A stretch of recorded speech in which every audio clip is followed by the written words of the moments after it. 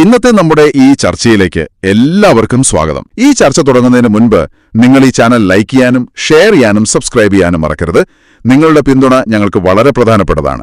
അപ്പോൾ ശരി, നമുക്ക് വിഷയത്തിലേക്ക് കടക്കാം. എന്റെ പ്രിയ കൂട്ടുകാരൻ, സുന്നത്ത് ജമാഅത്തിന്റെ കാര്യങ്ങളിൽ അൽഹംദുലില്ലാഹ് സജീവമായി അവിടുത്തെ സമയങ്ങൾ ദീനിന് വേണ്ടി ചെലവഴിക്കുന്ന ഒരു വ്യക്തിത്വമാണ്. അതുകൊണ്ട് എന്റെ പ്രിയപ്പെട്ട മുഅ്മിനീങ്ങളോട് മുഅ്മിനാത്തുകളോട് ഓർമ്മപ്പെടുത്തുന്നു, നമ്മളാൽ കഴിയുന്ന ഒരു ചെറിയ സഹായം അക്കൗണ്ടിലേക്ക് നിങ്ങൾ എത്തിച്ചു കൊടുക്കണം. നിങ്ങൾ നൽകുന്ന സ്വാലിഹായ സ്വതക്ക അള്ളാഹു നാളെ ദുനിയാവിലും ആഖിറത്തിലും വലിയ ഫലമുള്ള സ്വതക്കയായി അള്ളാഹു കബൂൽ ചെയ്യട്ടെ. സമസ്തയിൽ ഐക്യം വേണമെന്ന് ഇന്നലെ കാന്തപുരം വിഭാഗം അവർ നടത്തിയ സമ്മേളനത്തിൽ പ്രമേയം ഉൾപ്പെടെ പാസാക്കിയിരുന്നു. അപ്പോൾ ഐക്യം അനിവാര്യമാണ് എന്ന് പറഞ്ഞിരുന്നു. അതുമായി ബന്ധപ്പെട്ട് പ്രതികരിക്കാൻ SYS സംസ്ഥാന സെക്രട്ടറി മുസ്തഫ മുണ്ടുവാർ നമുക്കൊപ്പമുണ്ട്. ഇന്നലത്തെ പ്രമേയം അങ്ങ് ശ്രദ്ധിച്ചു കാണും. അതിനകത്ത് പ്രധാനമായും പറയുന്നത് ഐക്യം വേണം, ഐക്യത്തിന് എതിരല്ല എന്നാണ് പറയുന്നത്. എന്താണ് ഒരു നിലപാട്? ബഹുമാനപ്പെട്ട സമസ്തയിലെ ജമിയത്തുൽ ഉലമയുടെ 100ാം വാർഷിക സമ്മേളനത്തിൽ അവതരിപ്പിക്കപ്പെട്ട 21 പ്രമേയങ്ങളിൽ ഏറ്റവും പ്രാധാന്യപൂർവ്വമുള്ള ഒരു പ്രമേയമായിരുന്നു സുന്നി ഐക്യമെന്ന ആവശ്യം. ബഹുമാനപ്പെട്ട സയ്യിദുൽ ഉലമയുടെ നേതൃത്വത്തിൽ മുഷാവറ യോഗം ചേർന്നുകൊണ്ട് എടുത്ത ഒരു തീരുമാനമായിരുന്നു. കേരളത്തിലെ മുസ്ലിങ്ങൾക്കിടയിൽ ബഹുഭൂരിഭാഗം സുന്നികളാണ്, സുന്നി വിശ്വാസികളാണ്. ഏകദേശം ഒരു 10, 35, 40 കൊല്ലമായി 990-കൾ മുതൽ പരസ്പരം കലഹിച്ചു നിൽക്കുന്ന ഒരു സാഹചര്യമായിരുന്നു കഴിഞ്ഞ കാലങ്ങളിലുണ്ടായത്. പള്ളികളിലും മദ്രസകളിലും ഒക്കെ പ്രശ്നങ്ങളുണ്ടായി.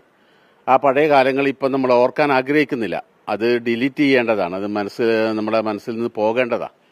അപ്പോൾ അതിനിടയിലാണ് പലപ്പോഴായി സുന്നി ഐക്യത്തിന് വേണ്ട ശ്രമങ്ങൾ നടക്കുന്നത്. ബഹുമാനപ്പെട്ട ഷംസുൽ ഉലമയുടെ ജീവിതകാലത്ത് തന്നെ അദ്ദേഹം മഹത്തായ ഒരു ആഗ്രഹമായി മനസ്സിൽ കരുതിയ സ്വപ്നമായിരുന്നു സുന്നികൾ ഐക്യം യോജിക്കണമെന്ന്. അപ്പോൾ ഇതുമായി ബന്ധപ്പെട്ടുകൊണ്ട് ഒരുപാട് ചർച്ചകൾ നടന്നു. 2018 ഇതുമായി ബന്ധപ്പെട്ടുകൊണ്ട് വിശദമായൊരു ചർച്ച നടന്നു. ഇരു വിഭാഗത്തിലെ നേതാക്കൾ ഒരുമിച്ച് ചേർന്നുകൊണ്ട്. പിന്നെ കോവിഡിൻ്റെ സാഹചര്യം വന്നു. ആ സാഹചര്യം വന്നപ്പോൾ പ്രത്യേകമായ ആ സാഹചര്യത്തിൽ അക്കാര്യം നീണ്ടുപോയി. അന്ന് നിശ്ചയിക്കപ്പെട്ട ആ ചർച്ചൻ്റെ ബാക്കി പത്രമായിക്കൊണ്ട് തന്നെയാണ് സമസ്ത മുഷാവറയിലെ ഈ ചർച്ചയ്ക്ക് വരികയും സുന്നികൾ യോജിക്കണമെന്ന പ്രമേയം വരികയും ചെയ്തത്. ആ പശ്ചാത്തലത്തിലാണ് AP വിഭാഗം ഇന്നലെ അവരുടെ കോട്ടക്കൽ സമ്മേളനത്തിൽ വെച്ചുകൊണ്ട് അത് പറഞ്ഞത്. ഇത് സുന്നികളെ സംബന്ധിച്ചിടത്തോളം സ്വാഗതം ചെയ്യുന്നതാണ്. മുസ്ലിം സമുദായം പൊതുവായി ആഗ്രഹിക്കുന്ന ഒരു കാര്യമാണ്. നമ്മുടെ നാടുകളും ഗ്രാമങ്ങളിലും ഒക്കെ പരസ്പരം ശണ്ട കൂടി നിന്ന കഴിഞ്ഞ കാലങ്ങളൊക്കെ വിസ്മരിച്ചുകൊണ്ട് ഒന്നിച്ച് പോകാവുന്നൊരു സാഹചര്യം ഉണ്ടാകണം. അത് കാന്തപുരം ഉസ്താദും അതിനെ സ്വാഗതം ചെയ്തു എന്ന് പറയുമ്പോൾ സുന്നികളായ വിശ്വാസികളെ സംബന്ധിച്ചിടത്തോളം വലിയ സന്തോഷമുള്ള കാര്യം. ഇത് സംബന്ധിച്ച് ഇതിനു മുൻപ് ചർച്ചകൾ നടന്നിട്ടുണ്ടായിരുന്നു. അത് ഒരുപാട് കാലതാമസങ്ങളൊക്കെ വന്നു. അപ്പോൾ അത്തരത്തിലൊരു കാലതാമസം ഇനി ഉണ്ടാകരുതെന്നല്ലേ നിങ്ങളും ആഗ്രഹിക്കുന്നത്? അതെ, കാലതാമസം പാടില്ല. കാരണം 2018 ഒരുപാട് തവണ ചർച്ച നടന്നൊരു കാര്യമാണ്. പിന്നീട് അത് മുമ്പോട്ട് പോയില്ല. എന്തോ ചില പ്രത്യേക സാഹചര്യങ്ങളിൽ അത് ഒന്ന് കോവിഡാണ്, മറ്റു പ്രത്യേക സാഹചര്യങ്ങളിൽ അത് വേണ്ടത്ര മുന്നോട്ട് പോകാത്ത സാഹചര്യം. ഇനി അത് ആവർത്തിക്കാതെ ഇത്രയും പെട്ടെന്ന് ഉണ്ടാകണമെന്നാണ് സുന്നികളായ ആളുകൾ ആഗ്രഹിക്കുന്നത്. മറ്റൊന്ന്, ചില ആളുകൾ ചേർന്ന് ഐക്യം തകർക്കാൻ ശ്രമം നടത്തിയെന്ന് ഇന്നലെ കാന്തപുരം ഉസ്താദ് ആ പ്രസംഗത്തിനിടയിൽ പറഞ്ഞിരുന്നു. അതിനോടുള്ള ഒരു നിലപാട് എന്താണ്? അല്ല, ഐക്യം നടക്കണമെന്നതാണല്ലോ നമ്മൾ ആഗ്രഹം. ഇനി കഴിഞ്ഞു പോയ കാര്യങ്ങളെ ഇനി ചർച്ച ചെയ്യപ്പെടേണ്ടതില്ല. കാരണം ആ ഒരു സാഹചര്യം ഉണ്ടാവരുത് എന്ന് നമ്മൾ ആഗ്രഹിക്കുന്നു. അതുകൊണ്ട് കഴിഞ്ഞതിന് ചർച്ച ചെയ്യാതെ വരും നാളുകളിൽ ഇതിനുള്ള സാധ്യതകളെ കുറിച്ചുകൊണ്ടാണ് സുന്നികളായ ആളുകൾ ചിന്തിക്കേണ്ടത്. മറ്റൊന്ന്, പൊളിറ്റിക്കൽ ഇസ്ലാം അപകടമാണെന്നും മതേതര പ്രസ്ഥാനങ്ങൾ തെരഞ്ഞെടുപ്പിന് വിജയത്തിന് വേണ്ടി പൊളിറ്റിക്കൽ ഇസ്ലാമുകൾക്ക് രാഷ്ട്രീയ മാന്യത നൽകുന്നത് രാജ്യത്തിന്റെ ബഹുസ്വരതയെ പ്രതിസന്ധിയിലാക്കുമെന്ന പ്രമേയത്തിൽ പറയുന്ന പ്രമേയത്തിന്റെ പ്രസക്ത ഭാഗമാണ് ഞാൻ വായിച്ചത്. അപ്പോൾ അതിനോട് എങ്ങനെയാണ് പറയുന്നത്? ഇപ്പോൾ ജമാഅത്തെ ഇസ്ലാമിയെ പരോക്ഷമായി കഴിഞ്ഞ തവണ വിമർശിച്ചിട്ടുണ്ടായിരുന്നു, പ്രമേയവും പാസ്സാക്കിയിരുന്നു കുണിയിൽ നടന്ന സമ്മേളനത്തിൽ. അപ്പോൾ അതിനോട് ഏത് തലത്തിലുള്ള ഒരു നിലപാടാണ് സ്വീകരിക്കുന്നത്? ഈ പ്രമേയങ്ങൾ 21 പ്രമേയങ്ങളിൽ ഏറ്റവും ശ്രദ്ധേയമായ മറ്റൊരു പ്രമേയമായിരുന്നു ജമാഅത്തെ ഇസ്ലാമിക്കെതിരെ പ്രമേയം. നമുക്കറിയാം, കേരളത്തിലെ മുസ്ലിങ്ങൾക്കിടയിൽ സിംഹഭാഗമുള്ള സുന്നി വിശ്വാസധാര ഉൾക്കൊള്ളുന്ന ആളുകളാണ്. അത് 3-4 സംഘടനയുടെ പ്ലാറ്റ്ഫോമിൽ നിൽക്കുന്നു എന്നേ ഉള്ളൂ. ഏകദേശം 90%, 95% സുന്നി വിശ്വാസികളാണ്. എന്നാൽ ജമാഅത്തെ ഇസ്ലാമി എന്ന് പറയുന്ന പ്രസ്ഥാനവും വഹാബി പ്രസ്ഥാനവും മുജാഹിദ് പ്രസ്ഥാനവും വിശ്വാസപരമായി വികലതയുള്ള പ്രസ്ഥാനങ്ങളാണ്. സുന്നി ആശയധാരയ്ക്ക് യോജിക്കാത്ത നിലപാടുകളുള്ളതാണ് ഈ ജമാഅത്തെ ഇസ്ലാം വഹാബി പ്രസ്ഥാനം. അതുകൊണ്ട് തന്നെ ജമാഅത്തെ ഇസ്ലാമി രൂപം കൊണ്ട 1948 മുതലും വഹാബി പ്രസ്ഥാനം രൂപം കൊണ്ട അന്ന് മുതലും ശക്തമായി സമസ്തയിലെ ജമിയത്തുൽ ഉലമയെ എതിർത്തിട്ടുണ്ട്. ആ നിലപാട് തന്നെയാണ് ഇപ്പോഴും ഉള്ളത്. അത് രാഷ്ട്രീയമായി കൂട്ടിക്കൊടുക്കേണ്ടതില്ല. സയ്യിദുൽ ഉലമ കാര്യം കൃത്യമായി പറഞ്ഞിട്ടുണ്ട്. ഇത് രാഷ്ട്രീയമായി കൂട്ടിക്കൊടുക്കേണ്ട വിഷയമല്ല. മുജാഹിദിനെ എതിർക്കുക എന്നതും ജമാഅത്തെ ഇസ്ലാമിയെ എതിർക്കുക എന്നതും അതിൻ്റെ നയങ്ങൾ എതിർക്കുക എന്നതും ഞങ്ങളുടെ നിലപാടാണത്. അത് പതിറ്റാണ്ടുകളായി സൂക്ഷിച്ചു വരുന്ന നിലപാടാണ്. അപ്പോൾ നിലവിലെ പ്രത്യേക സാഹചര്യത്തിൽ അത് കൂടുതൽ ചർച്ചയ്ക്ക് വിധേയമായി എന്നേ ഉള്ളൂ. ഇപ്പോൾ ജമാഅത്തെ ഇസ്ലാമി എക്കാലും മതരാട്ടവാദത്തിൻ്റെ ആളുകളാണ്. ഇപ്പോഴും അവരങ്ങനെ തന്നെയാണ്. കഴിഞ്ഞ ഒരാഴ്ച മുമ്പാണല്ലോ ഷെയ്ഖ് മുഹമ്മദ് കാരക്കുന്നിൻ്റെ ഫേസ്ബുക്ക് പോസ്റ്റ് നമ്മൾ കണ്ടല്ലോ. അതിൽ അദ്ദേഹം അക്കാര്യം ആവർത്തിച്ച് പറയുന്നുണ്ട്. ജമാഅത്തെ ഇസ്ലാമിയുടെ തിയറിയിൽ നിന്ന് മതരാട്ടവാദം എന്ന ആശയം ഒഴിവാക്കിയ പിന്നെ ജമാഅത്തെ ഇസ്ലാമി ഇല്ല. മൗദൂദി സാഹിബിന് ഇതുവരെ തള്ളിപ്പറയാൻ തയ്യാറായിട്ടില്ല. അവരുടെ ഗ്രന്ഥങ്ങളിൽ കൃത്യമായി ആ മതരാട്ടവാദം പറയുന്നുണ്ട്. ഇപ്പോഴും അവർ പറയുന്നുണ്ട്. IPH പുറത്തിറക്കുന്ന അവരുടെ പുസ്തകങ്ങൾ എടുത്ത് പരിശോധിച്ചാൽ ജനാധിപത്യം അവർ അംഗീകരിക്കുന്നില്ല, സോഷ്യലിസം അവർ അംഗീകരിക്കില്ല, മതേതര കാഴ്ചപ്പാട് അംഗീകരിക്കാത്ത ആളുകളാണ്. സർക്കാർ സർവീസിൽ പോലും പാടില്ലെന്ന് പറഞ്ഞൊരു കാലഘട്ടം അവർക്കുണ്ടായത്. പിൽക്കാലത്ത് അവർ അതിൽ മാറ്റം വരുത്തിയെങ്കിലും മതരാട്ടവാദം എന്ന ആശയത്തിൽ നിന്നുകൊണ്ട് ഞങ്ങൾ മാറി എന്ന് തുറന്നു പറയാൻ ജമാഅത്തിന്റെ നേതാക്കൾ പരസ്യമായി മീഡിയകൾക്ക് മുമ്പിൽ പറയട്ടെ. ആ വാദം ഞങ്ങൾക്കില്ല എന്ന് അങ്ങനെ അവർ പറയുകയാണെങ്കിൽ അവർ ചെയ്യേണ്ടത് അവരുടെ പുസ്തകങ്ങൾ പിൻവലിക്കണം. IPH പുറത്തിറക്കി അവരുടെ പുസ്തകങ്ങളുണ്ട്. ആ പുസ്തകങ്ങൾ പരസ്യമായി പിൻവലിക്കാൻ തയ്യാറാകണം. അത് പറയാത്ത കാലത്തോളം ഞങ്ങൾക്ക് മതരാട്ടവാദമില്ല എന്ന് പറഞ്ഞാൽ അത് സമൂഹം അംഗീകരിക്കില്ല. മറ്റൊന്ന്, ജമാഅത്തെ ഇസ്ലാമിയും മറ്റൊരു സംഘടനയുമാണ് ഈ ഐക്യം തകർക്കാനുള്ള കാരണമെന്ന് പരോക്ഷമായ ഒരു വിമർശനങ്ങളൊക്കെ ഉയർന്നിട്ടുണ്ടായിരുന്നു. ഇന്നലത്തെ പ്രമേയത്തിനകത്തും അത് ജമാഅത്തെ ഇസ്ലാമിയുടെ പേരെടുത്ത് പറയുകയും ചെയ്യുന്നുണ്ടായിരുന്നു. എങ്ങനെയാണ് അതിനോടുള്ള ഒരു പ്രതികരണം? ജമാഅത്തെ ഇസ്ലാമി നമുക്കറിയാം ഏകദേശം 1948 മുതൽ 70 വർഷമായി ഇവിടെ പ്രവർത്തിക്കുന്നത്. അവർക്ക് മുസ്ലിം പ്ലാറ്റ്ഫോമിലേക്ക് കയറാൻ ജമാഅത്തെ ഇസ്ലാമി സാധ്യമായിട്ടില്ല. കേരളത്തിലെ മൊത്തം മുസ്ലിം ജനസംഖ്യയിൽ 1% പിൻബലം പോലും സാക്ഷാത് ജമാഅത്തെ ഇസ്ലാമിക്കില്ല. അംഗബലമല്ല, മഹല്ലുകളോ പള്ളിയോ മദ്രസയോ ഒന്നുമില്ല. അവരെ സംബന്ധിച്ച് അവർക്കൊരു മീഡിയ ഉണ്ട് എന്നതൊഴിച്ചാൽ ആളുകൾക്കിടയിൽ അവർക്കൊരു പ്രാതിനിധ്യവുമില്ല. അതുകൊണ്ട് തന്നെ ജമാഅത്തെ ഇസ്ലാമി പുതുതായി കണ്ടെത്തിയ ഒരു തന്ത്രമാണ് അല്ലെങ്കിൽ കുതന്ത്രമാണ് സംഘടനാ സംവിധാനത്തിലേക്ക് അരച്ചു കയറിയിട്ട്, സുന്നി സംഘടനാ സംവിധാനത്തിലേക്ക് അരച്ചു കയറിയിട്ട് അവരുടെ തലത്തിലേക്ക് കൊണ്ടുവരിക. അതിൻ്റെ ഭാഗമായിക്കൊണ്ടാണ് ഇപ്പോൾ സമസ്തയിലുണ്ടായ വിഷയങ്ങളുടെ ഒരു പ്രധാന കാരണം അതാണ്. അതായത് സമസ്തയുടെ സ്ഥാപനങ്ങളിലേക്ക് നുഴഞ്ഞു കയറി അവിടുത്തെ സിലബസിൽ വരെ അവർ വരുന്ന സാഹചര്യമുണ്ടായി. സിലബസിൽ വരെ പാഠഭാഗത്തിൽ വരെ ഇവരുടെ ആശയങ്ങൾ കുത്തിയിറക്കപ്പെടുന്ന സാഹചര്യം ഉണ്ടായി. ഇത് ജമാഅത്തെ ഇസ്ലാമി എടുത്ത 18ാമത്തെ ഒരു തന്ത്രമാണ്. അതായത് പ്രമാണബദ്ധമായി സുന്നി പണ്ഡിതന്മാരെ നേരിടാൻ ഇവിടുത്തെ ജമാഅത്തെ ഇസ്ലാമിക്കോ മുജാഹിദിനോ കഴിയില്ല. ഈ ഐക്യത്തെ തകർക്കാൻ ശ്രമിക്കുന്നത് ജമാഅത്തെ ഇസ്ലാമിയാണോ? ജമാഅത്തെ ഇസ്ലാമി ഇത് ഒന്നിക്കരുതെന്നാണ് ആഗ്രഹിക്കുന്നത്.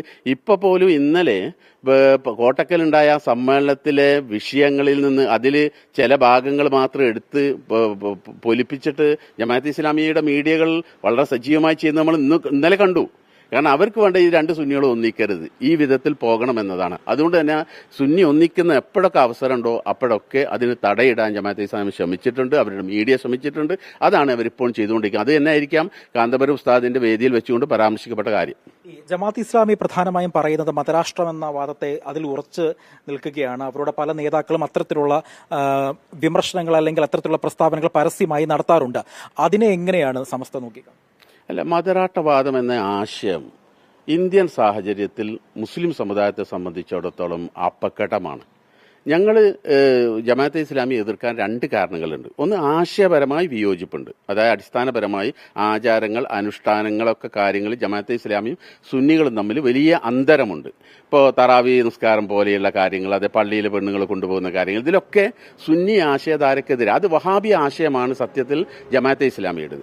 രണ്ടാമത് ജമാഅത്തെ ഇസ്ലാമിയെ ഞങ്ങൾ എതിർക്കാനുള്ള കാരണമെന്ന് പറയുന്നത് ഇന്ത്യൻ സാഹചര്യത്തിൽ നമ്മുടെ പാരമ്പര്യം എന്ന് പറയുന്നത്, പ്രത്യേകിച്ച് നമ്മുടെ കേരളമൊക്കെ പരസ്പരം സൗഹൃദത്തിൽ കടന്നുപോയ നാടാണ്, പരസ്പരം ഒന്നിച്ചു പോയൊരു നാടാണ്. ഇതിനിടയിൽ ഈ മതരാട്ടവാദം എന്ന ആശയം കൊണ്ടുവരുന്നത് മുസ്ലിം സമുദായത്തെ സംബന്ധിച്ചിടത്തോളം നഷ്ടമേ ഉണ്ടാക്കൂ എന്ന ഉത്തമ ബോധ്യം ഞങ്ങൾക്കുണ്ട്. കാരണം ഇതര സമൂഹങ്ങളുമായി ചേർന്ന് നിന്നുകൊണ്ട് പോയ കഴിഞ്ഞ കാലങ്ങളിലുണ്ടായ ആ സൗഹൃദ അന്തരീക്ഷത്തിന് വിഘാതമുണ്ടാക്കാൻ ഇവരുടെ ഈ മതരാട്ടവാദം എന്ന ആശയം നിമിത്തമാകും. അത് സമുദായത്തിന് ഗുണത്തെക്കാളേറെ ദോഷമേ ഉണ്ടാക്കൂ എന്ന ഉത്തമ ബോധ്യം ഞങ്ങൾക്കുണ്ട്. അതുകൊണ്ട് തന്നെ ഞങ്ങൾ അതിനെ എതിർക്കുന്നു. മുനീഫ് തിരൂരിനൊപ്പം അജി കുഞ്ഞുമോൻ, 24 കോഴി. സമസ്ത സമ്മേളനത്തിൽ പങ്കെടുക്കാൻ കാന്തപുരം അബൂബക്കർ മുസ്ലിയാർ പ്രധാനമന്ത്രി നരേന്ദ്രമോദി ക്ഷണിച്ചു. സമ്മേളനത്തിന്റെ ഭാഗമായുള്ള അന്താരാഷ്ട്ര പരിപാടിയിലേക്കാണ് ക്ഷണം. പരിപാടിയിൽ പങ്കെടുക്കുന്നതിന് മോദി അനുകൂല നിലപാട് സ്വീകരിക്കുകയും ചെയ്തിരിക്കുകയാണ്. മുഹമ്മദ് ഷഹീദ് ചേരുന്നുണ്ട്. മുഹമ്മദ് ഷഹീദ്, ഒരു കമ്മ്യൂണിക്കേഷൻ പ്രധാനമന്ത്രിയുടെ ഓഫീസിൽ നിന്നും ലഭ്യമായിട്ടുണ്ടോ? കൂടിക്കാഴ്ച വളരെ പ്രധാനപ്പെട്ടതായിരുന്നുവല്ലോ.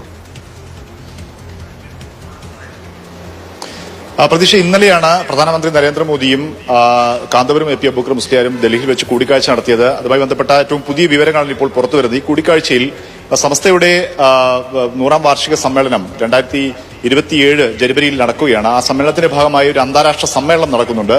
ആ സമ്മേളനത്തിൽ വിദേശ പ്രതിനിധികളൊക്കെ പങ്കെടുക്കുന്നുണ്ട്. ആ സമ്മേളനത്തിലേക്കാണ് പ്രധാനമന്ത്രിയെ ക്ഷണിച്ചത്, കാന്തപുരം ക്ഷണിച്ചിട്ടുള്ളത്. ആ സമ്മേളനത്തിൽ പങ്കെടുക്കാമെന്ന അനുകൂല നിലപാട് പ്രധാനമന്ത്രിയിൽ നിന്ന് ലഭിച്ചിട്ടുണ്ട് എന്നുള്ളതാണ് കാന്തപുരവുമായി ബന്ധപ്പെട്ട കേന്ദ്രങ്ങളിൽ നമുക്ക് ലഭിക്കുന്ന വിവരം. അതിനൊരു പ്രധാനപ്പെട്ട ഒരു കാരണം കൂടിയുണ്ട്. അന്താരാഷ്ട്ര സമ്മേളനത്തിൽ മലേഷ്യൻ പ്രധാനമന്ത്രി അൻവർ ഇബ്രാഹിം ഉൾപ്പെടെയുള്ളവർ പങ്കെടുക്കുന്നുണ്ട്. ഒരാഴ്ച മുമ്പാണ് നരേന്ദ്രമോദി മലേഷ്യയിൽ സന്ദർശനം നടത്തി ചില സുപ്രധാനമായ ചില ധാരണാപത്രത്തിലൊക്കെ ഒപ്പുവെക്കുകയൊക്കെ ചെയ്തത്. ഈ മലേഷ്യൻ പ്രധാനമന്ത്രിക്ക് കാന്തപുരവുമായി വളരെ അടുത്ത ബന്ധമാണ്. മലേഷ്യൻ പ്രധാനമന്ത്രി പദം ഏറ്റെടുക്കുന്നതിന് ഒരാഴ്ച മുമ്പ് അദ്ദേഹം കാന്തപുരത്തെ നേരിട്ട് വന്ന് ഇവിടെ സന്ദർശിക്കുകയും ചെയ്തിരുന്നു. അങ്ങനെ ഒരു നയതന്ത്ര സാഹചര്യം കൂടിയുണ്ട്.